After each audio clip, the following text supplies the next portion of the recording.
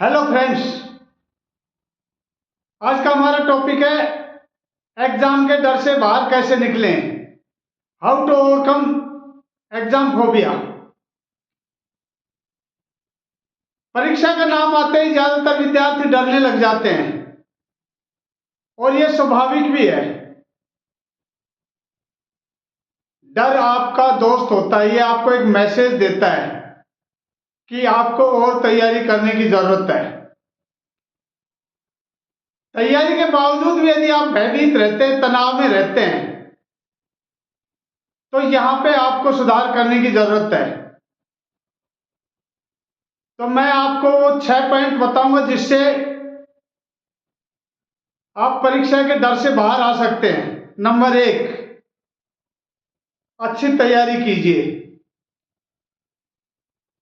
जैसे आपको पता लग जाता है कि आज से 6 महीने बाद एग्जाम है, तो हम स्टार्टिंग में बहुत स्लो पढ़ते हैं। हम सोचते हैं कि एग्जाम के नजदीक आके पढ़ लेंगे, और जब एग्जाम का 1 महीना या 15 दिन बचते हैं तब हम परेशान होने लगते हैं कि मैंने तो कुछ भी नहीं पढ़ा है। और उस टाइम जैसे जैसे एग्जाम की डेट नजदीक आती है हमें डर लगने लगता है। तो आप एक प्लान्ड वे में अपने सिलेबस को डिवाइड कीजिए और डेली थोड़ा थोड़ा आप पढ़ते जाइए। इससे परीक्षा जैसे नजदीक आएगी आप तनाव में नहीं आएंगे, क्योंकि आपका सिलेबस ज्यादातर आपके कंट्रोल में आ जाएगा। रटने के बजाय चीजों को समझने की कोशिश करिए। इस पे मैंने ऑलरेडी एक वीडियो बनाया कि पढ़ा हुआ कैसे याद रखा जाए, क्योंकि रटा हुआ जो कोई भी चैप्टर है वो बहुत जल्दी हम भूल जाते हैं। तो उसको समझने की कोशिश करिए, मेन पॉइंट्स अपने हाथ से लिखने की कोशिश कीजिए, जिससे आपको उस चैप्टर पर पूरा कंट्रोल हो जाएगा। नंबर 2, परीक्षा को खेल की तरह लीजिए। परीक्षा भी जिंदगी का एक हिस्सा है, लेकिन कई बार हमारे पेरेंट्स भी परीक्षा शब्द को इस तरह प्रोजेक्ट करते हैं जैसे बहुत बड़ा कोई खौफनाक माहौल पैदा हो गया हो। कई बार पेरेंट्स बोलते हैं बच्चे को, हाँ खेल में लग रहे हो, अगले साल अगले वीक जब तुम्हारी परीक्षा होगी तब तुम्हें पता लगेगा। तो बच्चा डर जाता है, वो फिर खेल में भी ढंग से इंटरेस्ट नहीं लेता है। वो सोचता है तो परीक्षा आने वाली, नहीं जाने परीक्षा में क्या होगा। तो परीक्षा को एक बिल्कुल खेल की तरह लीजिए, ये जीवन का हिस्सा है, इससे घबराने की जरूरत नहीं है। नंबर 3, अपने छोटे छोटे लक्ष्य बनाइए और उन्हें पूरा कीजिए। यदि आप टाइमली प्रिपरेशन शुरू कर देते हैं तो आप हर दिन का पोर्शन बांट सकते हैं कि आज मुझे एक चैप्टर क्लियर करना है, आज मुझे 10 पेज पढ़ने हैं। और जैसे ही वो 10 पेज पढ़ते हैं या वो चैप्टर पढ़ते हैं तो आप अपने आप को रिवार्ड दीजिए।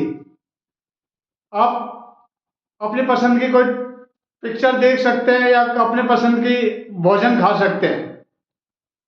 इससे माइंड को मैसेज मिलेगा कि आप जो वादा अपने दिमाग से करते हैं वो पूरा करते हैं।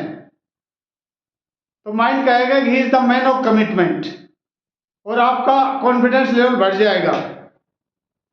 नंबर 4, सकारात्मक सोच रखिए।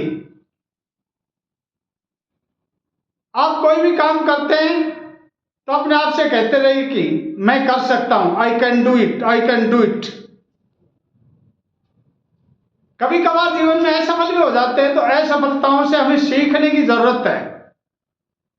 ये नहीं कि हमेशा उस असफलता का रोना रोते रहे कि मैं तो पास ही नहीं हुआ, मेरे साथ ये हुआ ये हो। नहीं, उसमें देखिए कि आपकी कमी क्या रह गई और उस कमी को सुधार कीजिए और अगली बार उससे भी बेहतर प्रिपरेशन कीजिए। नंबर 5, योग और ध्यान। ध्यान को मेडिटेशन भी कहते हैं।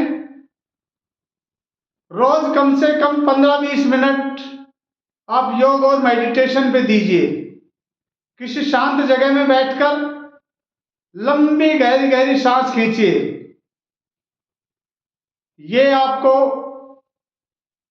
मेडिटेशन, अपने ध्यान जो करते हैं, ये आपको कंसंट्रेट करने में मदद करता है। इससे आपको शारीरिक लाभ भी मिलता है और मानसिक लाभ भी मिलता है। नंबर 6, अच्छी नींद लें और पौष्टिक खाना लें। कई बार हम क्या करते हैं कि पूरी पूरी रात पढ़ते रहते हैं, वो गलत है। शरीर के लिए नींद भी उतनी ही आवश्यक है जितनी बाकी चीजें होती हैं। तो आप थोड़ा थोड़ा पढ़िए, जैसे हर आधा घंटे के बाद आप 5 मिनट का ब्रेक ले सकते हैं। और सोने का टाइम निर्धारित कर लीजिए कि मुझे 11 बजे सो जाना है और सुबह 5 बजे उठना है। ये नहीं कि एक दिन तो आप 1 बजे तक पढ़ रहे हो, एक दिन आप 9 बजे सो गए। तो जब आप अच्छी नींद लेते हैं तो दूसरे दिन बिल्कुल फ्रेश होकर उठते हैं और आपका पढ़ाई में मन लगता है। और पौष्टिक भोजन भी आपके दिमाग को कंसंट्रेट करने में मदद करता है। कई बार हम ऑयली चीजें ज्यादा खा जाते हैं, खट्टी खट्टी डकार आती है, पढ़ाई में मन नहीं लगता है। या बहुत ज्यादा खाना खा लेते हैं तो भी पढ़ाई में मन नहीं लगता है। तो खाना संतुलित मात्रा में और बिल्कुल पौष्टिक वे में खाना चाहिए। तो फ्रेंड्स, ये कुछ टिप्स थे जिससे आप एग्जाम के डर से बाहर आ सकते हैं। आशा करता हूं वीडियो आपको अच्छा लगा होगा। अपने दोस्तों में शेयर कीजिए। Thank you.